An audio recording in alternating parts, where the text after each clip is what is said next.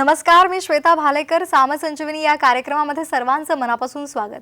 आज आपण मासिक पाळीच्या तक्रारी आणि आयुर्वेद याविषयी चर्चा करणार आहोत आणि यावर आपल्याला मार्गदर्शन करणार आहेत श्रीरुक्म चिकित्सालय आणि पंचकर्म केंद्राच्या डॉक्टर गौरी बोरकर. गौरी मॅम नमस्कार. नमस्कार. कार्यक्रमामध्ये आपलं मनापासून स्वागत. गौरी मॅम विषयी आपण थोडक्यात माहिती जाणून घेणार आहोत. डॉक्टर गौरी बोरकर या आयुर्वेदाचार्य आहेत. त्यांनी BA MS करून आयुर्वेदामध्ये MSc पदवी संपादन केलेली आहे. डॉक्टर गौरी यांना संस्कृत विषयाची विशेष आवड होती आणि त्यामुळे त्यांनी MA संस्कृत ही पदवी सुद्धा मिळवलेली आहे. आयुर्वेद तज्ञ डॉक्टर गौरी या गेली 20 वर्ष डोंबिवली तसंच ठाण्यातल्या नौपाडा आणि घोडबंदर रोड या ठिकाणी प्रॅक्टिस करत आहेत. तसंच त्या पुण्यामध्ये जाऊन सुद्धा रुग्णसेवा करत आहेत. कोल्हापुरामध्ये विश्ववती आयुर्वेद चिकित्सालय आणि संशोधन केंद्रामध्ये डॉक्टर गौरी या ऑनररी कन्सल्टंट म्हणून कार्यरत आहेत. सांध्यांचे आजार, पाठीच्या मणक्याचे आजार, हृदयरोग, मधुमेह, पाळीच्या तक्रारी, वंध्यत्व या रोगांच्या चिकित्सेमध्ये त्यांनी विशेष प्रावीण्य मिळवले. सध्याच्या या पॅन्डेमिकच्या काळामध्ये विशेषत्वानं ऑनलाईन व्हिडिओ कन्सल्टेशन आणि कुरिअर सेवेचा लाभ रुग्ण घेऊ शकतात. डॉक्टर गौरी बोरकर यांची जलगाथा, त्रिदोषातक विडा आणि इनफर्टिलिटी ही पुस्तकं सुद्धा प्रसिद्ध झालेली आहेत.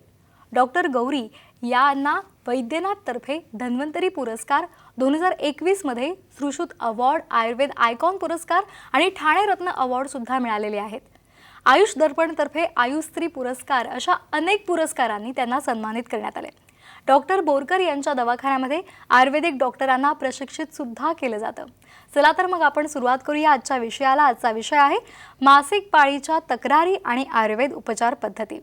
मॅम, पहिलाच प्रश्न आहे की हल्ली आपण बघतोय की बदलत्या जीवनशैलीमुळे धकाधकीचं जीवन झालेलं आहे आणि त्यामुळे मासिक पाळीच्या ज्या तक्रारी आहेत त्या वाढलेल्या आहेत. तर त्याची विशिष्ट अशी काही कारणं आहेत का आणि ती काय आहेत? बरोबर आहे. कसं आहे ना की पूर्वीच्या काळामध्ये साधारणपणे जर आपण बघितलं तर 15-16व्या वर्षी पिरियड येणं हे सुरुवात होत होतं आणि 50व्या वर्षी जाणं ह्या गोष्टी नॉर्मल आहेत. पण आता जर बघितलं ना तर स्क्रीन एक्सपोजर्स किंवा आता बरेच विषय मुलांना लहानपणापासूनच बघायला मिळतात, TV ॲड्स असतात किंवा या सगळ्या कारणांमुळं शरीरामध्ये काही विशिष्ट बदल होत असतात आणि पिरियडचा जो नॉर्मल आत्ताचा फ्लो किंवा मेनार्की ज्याला आपण म्हणतो तर ते अगदी अलीकडे म्हणजे अगदी 5वी पासून वगैरे मुलांना दिसतं की 10व्या वर्षात पिरियड येतो. मग ह्यामध्ये कसं असतं की त्यांना तेवढी मनाची तयारी नसते किंवा तेवढी मॅच्युरिटी झालेली नसते. मग हे काय त्रास आहे, चिडचिडे वगैरे ह्या सगळ्या गोष्टी चालू होऊन जातात. मग ही कारणं बघत असताना आता ह्या गर्भाशयाचं नेमकं कार्य कसं चालतं हे सुद्धा आपल्याला बघणं खूप महत्त्वाचं राहतं. यासाठी आपण एक इथे आज मॉडेल आणलेलं आहे. तर हे जे नॉर्मल गर्भाशय आपण बघत असतो तर ह्याच्यामध्ये ह्याला बॉडी ऑफ युट्रस म्हणतात. हा वजानाचा पार्ट आहे, मध्ये हा गर्भाशयाचा तोंड किंवा सर्विक्स ज्याला म्हणतो तसं असतं. आणि हे बघत असताना दोन्ही बाजूला 2 ओव्हरीज असतात आणि हे ओव्हरीज जे आहेत ना तर त्याला ह्या ट्यूब्स चिकटलेल्या असतात आणि ह्या ओव्हरीजच्या इथे हे ट्यूब्स आहेत आणि ह्याला फिमरियल एंड असं म्हटलं जातं. ह्या ठिकाणी जर आपण बघितलं तर ह्या ओव्हरीच्या कट सेक्शनमध्ये प्रत्येक ठिकाणी एक वेगवेगळ्या आकाराचं छोटं छोटं फॉलिकल आपल्याला दिसतं. सो फॉलिकल हळूहळू ग्रो होत जात असतं. काही विशिष्ट वेळेला म्हणजे साधारणपणे 14व्या दिवशी 12व्या दिवशी ते रप्चर होतं आणि रप्चर झाल्यानंतर ओव्युलेशन होत असतं आणि मग ज्या वेळेला गर्भधारणा होते त्यावेळेला ते फॉलिकल आतमध्ये घेतलं जातं जेव्हा आणि इथे स्पर्म येऊन मग त्या गोष्टी ज्या आहेत त्या कन्सेप्शनच्या ज्या आहेत त्या आतमध्ये घडत असतात. परंतु पूर्ण बाकीचे इतर वर्ष जे आहेत तर ह्यामध्ये रप्चर ओव्युलेशन होणं किंवा फॉलिकल रप्चर होणं ते आत येणं आणि हे जे आतलं आपल्याला कव्हरिंग दिसतंय हे सुद्धा ह्याला रिस्पॉन्ड करत असतं. ह्या पूर्ण हार्मोनल जो चेंजेस होत असतात त्याला आणि ह्याच्यामध्ये वाढ होत असते आणि मग हे एका विशिष्ट ठराविक दिवशी ब्रेकडाऊन होतं सगळं आणि मग ते आतलं जे एंडोमेट्रियम लेअर आहे तर ते बाहेर गळायला सुरुवात होते आणि मग पिरियड चालू होतं. ही नॉर्मल फिजिओलॉजी झाली. आता हे ज्या वेळेला होतं ना मग त्याच्यामध्ये आपल्याला बरीच वेगवेगळी कारणं दिसतात. मग काही कारणांमध्ये आपण ह्याच्यामध्ये विशिष्ट आपण बघत असतो की लाईफस्टाईल चेंजेस ज्याला आपण म्हणतो की खूप उशिरा उठणं, रात्रीपर्यंत जागणं, त्याच्यानंतर कारणांमध्ये खूप जास्त जंक फूड खाणं किंवा ज्याला आपण फास्ट फूड म्हणतो किंवा अवेळी खाणं, ह्या सगळ्या गोष्टींमुळे वजन एकतर वाढायला लागतं. वजन वाढणं हेच हार्मोनल इम्बॅलन्सचं पहिलं कारण असतं आणि मग पिरियडच्या तक्रारी वेगवेगळ्या चालू व्हायला लागतात. मग ह्याच्यामध्ये आपल्याला रिपोर्ट्स मग त्रास होतोय म्हणून काही वेळेला वेळेला केले जातात आणि मग रिपोर्टमध्ये सुद्धा आपल्याला वेगवेगळ्या गोष्टी दिसतात. मग ह्याच्यामध्ये काही रिपोर्ट्स असे असतात की ज्याच्यामध्ये PCOD आहे. म्हणजेच काय, तर हा जो ओव्हरीचा भाग आहे तर ह्याच्यामध्ये ओव्ह्युलेशन न होता, रप्चर नाही होत आणि मग सिस्ट त्याच्यामध्ये फॉर्म व्हायला लागतात. आणि असे अनेक सिस्ट एका वेळेला फॉर्म झाले ना की त्याला PCOD असं म्हटलं जातं आणि ओव्हरीचा साईज आहे तो बल्की व्हायला लागतो. तसंच त्याच्यामध्ये काही वेळेला हा जो गर्भाशयाचा भाग आहे त्याच्या आतमध्ये फायब्रॉइड्स असणं हा भाग घडायला लागतो आणि मग पेनफुल मेन्स्ट्रुएशन हे घडायला लागतं. फायब्रॉइडचे सुद्धा काही प्रकार असतात की जे बाहेरच्या बाजूने पेरिमेट्रियमला प्रेस करणारे असतात, काही एंडोमेट्रियमला प्रेस करणारे असतात, असे असतात. मग हे जेव्हा नियमित किंवा वेगवेगळ्या वेळेला हे इन्फ्लमेशन्स व्हायला लागतात. तसेच हे आतलं जे लेअर आहे तर ह्याला एंडोमेट्रियम म्हणतात, त्याच्यामध्ये इन्फेक्शन होणं त्याला एंडोमेट्रायटिस म्हणतात. सो असे वेगवेगळी कारणं जी आहेत ना ते रिपोर्ट्स आपल्याला त्याच्यामध्ये दिसायला लागतात आणि मग आपण म्हणतो की हिला काहीतरी पिरियडचा त्रास आहे आणि औषधं चालू आहेत. मग ही कारणं टाळणं हे पहिलं त्याचं सगळ्यात महत्त्वाचं उत्तर आहे. संक्षेपतः क्रियायोगे निदान परिवर्जनम असं म्हटलेलं आहे. म्हणजे काय, संक्षेपाने सांगायचं झालं तर निदान म्हणजे हेतू जो काही आहे तो त्यागणं किंवा त्याचा ते लांब ठेवणं, असं जर का केलं गेलं ना तर मग पिरियड व्यवस्थित येणं हा भाग व्हायला लागतो. नॉर्मली जसं युरिनला जाऊन आल्यानंतर, मोशनला जाऊन आल्यानंतर काही त्रास होत नाही, तसं पिरियडला होत असताना सुद्धा काही त्रास नाही व्हायला पाहिजे. इतकं सिंपल व्हायला पाहिजे. अदरवाईज 4 दिवस आधी चिडचिड असते, 8 दिवस नंतर आधी दुखणं असतं आणि मग ते 15 दिवस ऑलमोस्ट स्त्रियांचे ह्याच कारणामध्ये जातात. आणि मग करिअर आहे, त्यांच्या मागे अभ्यास आहेत किंवा त्यांची स्वतःची ॲस्पिरेशन्स आहेत, ह्या सगळ्यामध्ये मग ते झेपत नाही आणि मग कुठेतरी सगळं एका स्टेजला साधारणपणे मग आता मी काय करू असं क्वेश्चन मार्क घेऊन लोक आपल्याकडे येत असतात.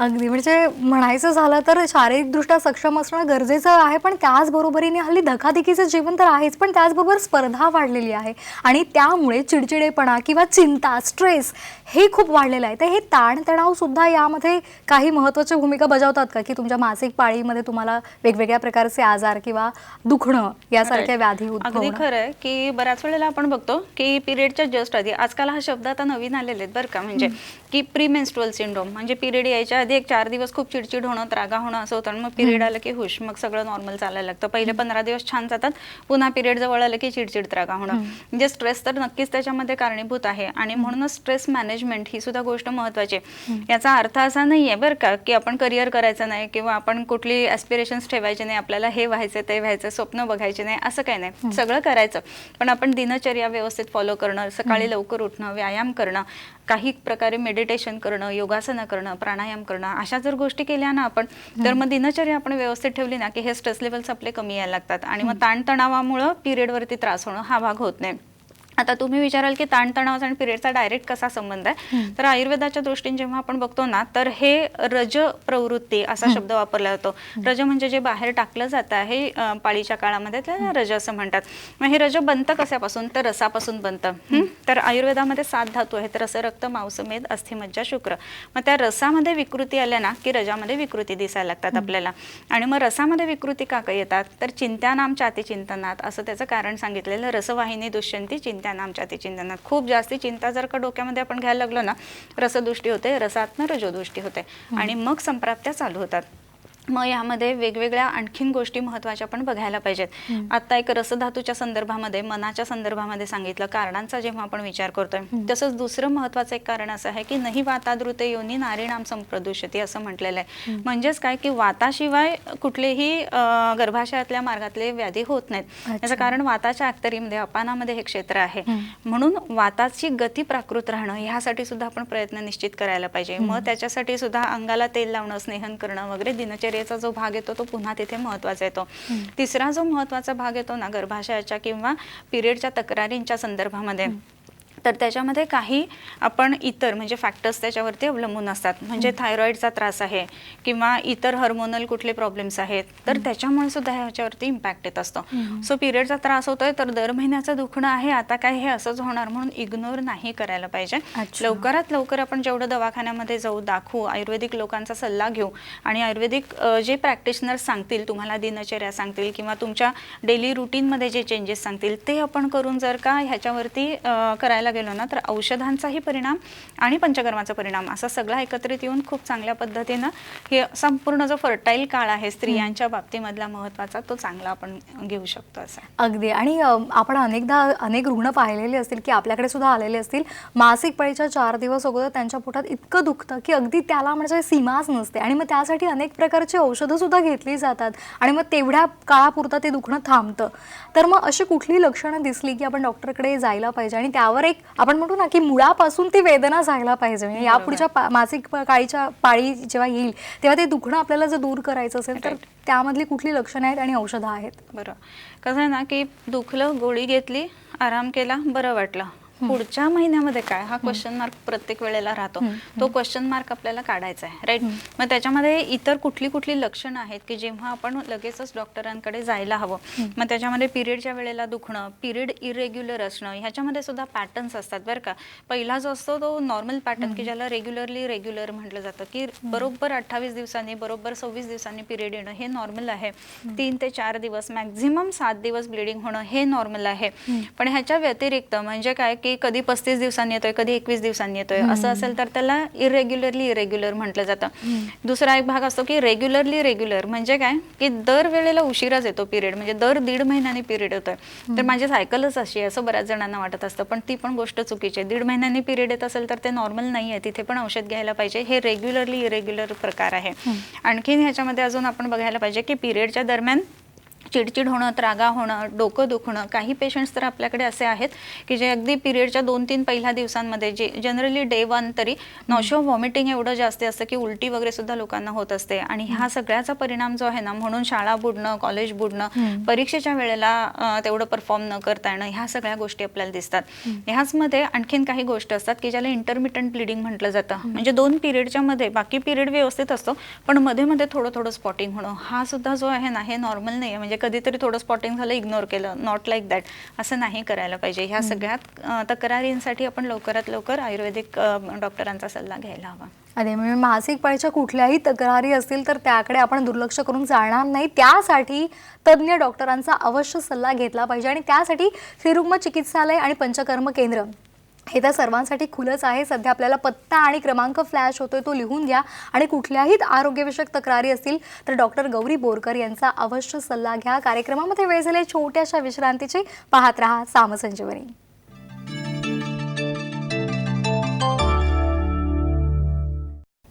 सामसंजीवनी या कार्यक्रमामध्ये पुन्हा एकदा सर्वांचं स्वागत. मासिक पाळीच्या तक्रारी आणि त्यावर आयुर्वेद उपचार पद्धती याविषयी आज आपण चर्चा करत आहोत आणि आपल्याला मार्गदर्शन करतायत डॉक्टर गौरी बोरकर.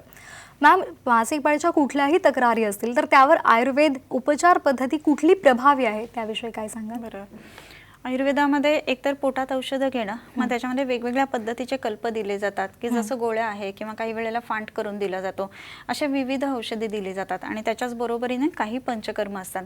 औषधांमध्ये आपण आज काही वनस्पती इथे आणलेल्या आहेत. तर त्याच्यामध्ये सगळ्यात पहिली एक आपण वनस्पती बघतो ना, हिचं नाव आहे जपा किंवा जास्वंद ज्याला आपण म्हणतो.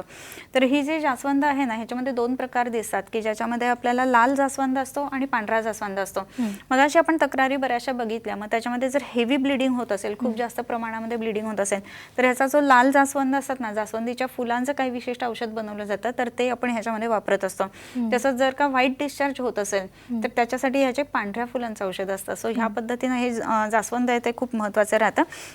जास्वंद महत्त्वाची गोष्ट अशी आहे की ब्लिडिंग कमी करण्याच्या दृष्टीने त्याचा उपयोग होत असतो. ही जी वनस्पती आणलेली आहे ना, ही आहे जाई. आणि जाईचं इथे आपल्याला छोटंसं फूल पण दिसतं. तर ही जी जाई असते ना, ही उत्तम व्रण रोपक अशी आहे, म्हणजे व्रण घालवणारी आहे.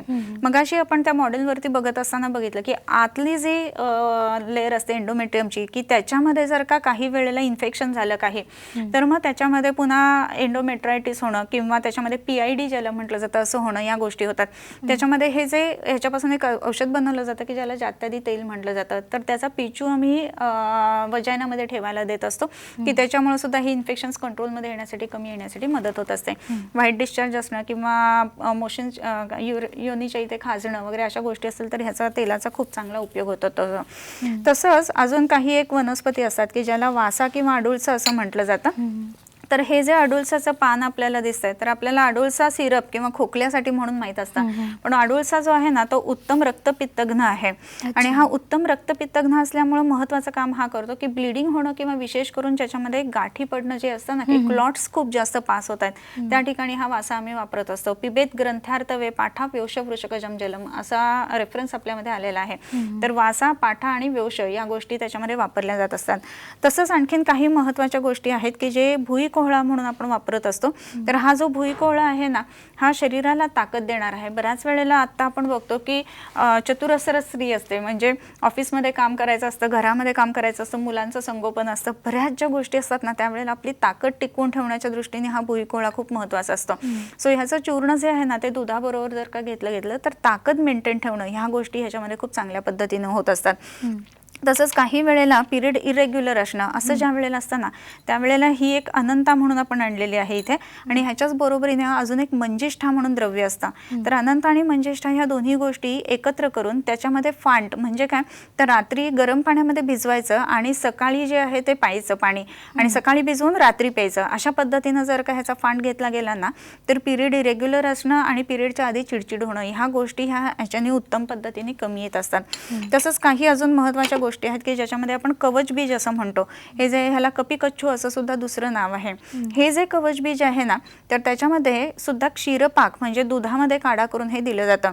तर हे जे कवच बीज असतं तर ते विशेष करून ओव्ह्युलेशनच्या दृष्टीने किंवा स्त्री बीज चांगलं तयार व्हावं त्या दृष्टीने हे महत्त्वाचं असतं. पिरियडच्या ज्या वेळेला तक्रारी असतात ना, तर त्याचं पुढे पर्यवसन जे असतं ना, ते बऱ्याच वेळेला वंध्यत्वामध्ये होत असतं लग्न झाल्यानंतर. तर आपल्या जे ओव्ह्युलेशन होत असतं त्या ओव्ह्युलेशनची क्वालिटी चांगली व्हावी ह्यासाठी ह्या कवच बीजाचा उपयोग होत असतो. सो अशी अनेकविध औषधं आहेत वेगवेगळी की जी आपण वेगवेगळ्या कारणांसाठी निदान करून त्या पद्धतीनं देत असतो. मगाशी आपण बघितलं की 3 महत्त्वाच्या गोष्टी बघितल्या की नाही वातादृतयोनी, वाताचा संबंध आहे, रसधातूचा संबंध आहे, आणि मांस आणि रक्ताची जर दृष्टी असेल तर त्या पद्धतीने हे गर्भाच्या संदर्भामध्ये, गर्भाशयाच्या संदर्भामध्ये काही विशिष्ट तक्रारी आपल्याला दिसत असतात. आणि मग ह्या तक्रारी नाहीशा कराव्यात किंवा ह्या तक्रारी घालून एक उत्तम आरोग्य स्त्रीला मिळावं ह्या दृष्टीने ह्या सगळ्या औषधांचा उपयोग होत असतो. अगदी म्हणजे मासिक पाळी जर तुमची चांगली असेल तर तुम्ही म्हणाला तसं भविष्य काळामध्ये गर्भधारणेसाठी जो प्रॉब्लेम होतो किंवा ज्या समस्या उद्भवतात त्या उद्भवणार नाही. मॅम, यामध्ये आयुर्वेदामध्ये पंचकर्म चिकित्सा सुद्धा खूप उपयुक्त ठरते. तर मासिक पाळीच्या तक्रारींवर कुठल्या कुठल्या पंचकर्म चिकित्सा सध्या उपलब्ध आहेत? बरोबर. आता पुन्हा जो पहिला मुद्दा सांगितला की नाही वातादृतयोनी, पहिलं महत्त्वाचं म्हणजे वाताची गती आहे ती प्राकृत करणं. त्याच्यासाठी वाताचा शमन करणारं उत्तम जे औषध आहे ना, तर ते म्हणजे स्नेहन आणि स्वेदन. सो सर्वांगाला स्नेहन करणं, संपूर्ण अंगाला ऑइल ॲप्लिकेशन करणं, ज्याला ओलिएशन म्हटलं जातं, हॉट फोमेंटेशन करणं, ह्या गोष्टी खूप महत्त्वाच्या आहेत. बऱ्याच वेळेला आपण बघितलं की कारणांमध्ये वजन वाढत असतं. वजन कमी करण्याच्या दृष्टीने म्हणून स्नेहन स्वेदन जर केलं गेलं तर वजन खूप चांगल्या पद्धतीने कमी येतं आणि मग पिरियड पण रेग्युलर व्हायला लागतो. बऱ्याच वेळेला वजन वाढतं म्हणून पिरियड इरेग्युलर असतो आणि पिरियड इरेग्युलर आहे म्हणून वजन वाढायला लागतं. असं पीसीओडीच्या सायकलमध्ये विशेष सर्कल म्हणतो तसं अडकलेलं असतात लोक. सो त्याच्यामध्ये सुरुवात जी आहे ना ती वजन कमी करण्यापासून करायला पाहिजे. त्याच्यासाठी पंचकर्माचा उपयोग नक्की करता येऊन घेता येईल. असं त्याच्यामध्ये स्नेहन आहे, स्वेदन आहे आणि बस्तीचा सुद्धा उपयोग खूप चांगला दिसतो तिथे. त्याच्यामध्ये वजन कमी करायचं असेल तर काही विशिष्ट स्नेहन बस्ती म्हणून असतात तर ते आपण त्याच्यामध्ये देत असतो. लेखन बस्ती असतात ते आपण देत असतो. काही वेळेला असं असतं की पिरियड इरेग्युलर असतात आणि मग ते व्यवस्थित वेळेवरती येणं ह्याच्यासाठी काही विशिष्ट बस्ती असतात की शुक्रानिल विबंधेशू आणि शतावादी तेल असे आपण बस्ती देत असतो. बऱ्याच वेळेला कसं होतं ना, आमच्याकडे जेव्हा पेशंट येतो ते म्हणतात नाही मी मागच्या वर्षी बस्ती करून घेतलेत पण पिरियड आत्ताही रेग्युलर आहेत ना, तर मागच्या वर्षीच्या बस्ती केले तरी बरोबर आहेत, परंतु आत्ता जे आहे ना तर ते पुन्हा करण्याची गरज असते. तर त्या दृष्टीने ते बस्ती वेगवेगळे त्या कारणांनुसार ॲडवाईस केले जातात. बस्तीच्या बरोबरीनेच अजून काही महत्त्वाची पंचकर्म ह्याच्यामध्ये आहेत की जेव्हा जेव्हा पिरियड डिले झालेत, काही पेशंट्स म्हणजे आत्ता तर आपण असे आपल्या पेशंट दवाखान्यामध्ये बघतो की एक 20, 22, 23 वर्षाच्या मुली असतात आणि जवळजवळ 3-1 महिने पिरियड आलेला नाही आहे, पीसीओडी आहे. त्याच्यानंतर त्याच्याच बरोबरीनं पिरियड येण्याच्या आधी खूप चिडचिड त्राग होते किंवा फेशियल हेअर ग्रोथ जास्ती असते. अशा सगळ्या गोष्टींच्या तक्रारी आपल्याला दिसत असतात. मग अशा वेळेला पिरियड येणं हा भाग खूप महत्त्वाचा आहे. मग तिथे नस्य म्हणून एक पंचकर्माचा उपयोग खूप चांगला होत असतो. नासया दीयते इति नस्यम, नाकातून दिलं जातं म्हणून त्याला नस्य असं म्हटलं जातात. तर नस्य दिल्यानंतर आतापर्यंतचा अनुभव असा आहे की साधारणपणे 4 ते 5 सेटिंग झाल्यानंतर पिरियड येतो. म्हणजे 3-3 महिने ज्यामध्ये शरीरामध्ये बदल झालेला नाहीये, हॉर्मोनल चेंजेस झालेल्यामुळे ते पिरियड्स येत नाहीयेत असं ज्या वेळेला होतं तर त्यावेळेला नस्य दिल्यानंतर साधारणपणे 5 सिटिंग नंतर पिरियड येतात हे दिसतं आणि हा पिरियड आला पण पुढच्या पिरियडचा काय हा जो क्वेश्चन मार्क असतो ना तो हा बस्तीने सोडत असतो. सो नस्य करणं, पिरियड येणं आणि बस्ती केल्यानंतर पुन्हा रेग्युलर होणं ह्या गोष्टी खूप महत्त्वाच्या आहेत. अगदी मॅम, जाता जाता शेवटचा प्रश्न, ज्यांना या मासिक पाळीच्या तक्रारी आहेत त्यांची दिनचर्या साधारण कशी असावी? बरोबर आहे, हा खूप महत्त्वाचा भाग आहे. सकाळी लवकर उठायला पाहिजे, पहिली महत्त्वाची गोष्ट प्रत्येकाने, ज्याला ज्याला आरोग्याची इच्छा आहे त्यांनी. दुसरी महत्त्वाची गोष्ट म्हणजे उठल्यानंतर सूर्यनमस्कार करणं. आपण नुसतं जाऊन सूर्याला नमस्कार करतो तर त्याच्यामध्ये जे सांगितलेले आहेत त्या गोष्टी करायला हव्यात. बऱ्याच वेळेला प्रश्न विचारला जातो की स्त्रियांनी करायचे की नाही करायचे म्हणून, परंतु कसं आहे की व्यायाम प्रकार जे आहेत ते निश्चित करायला हवेत.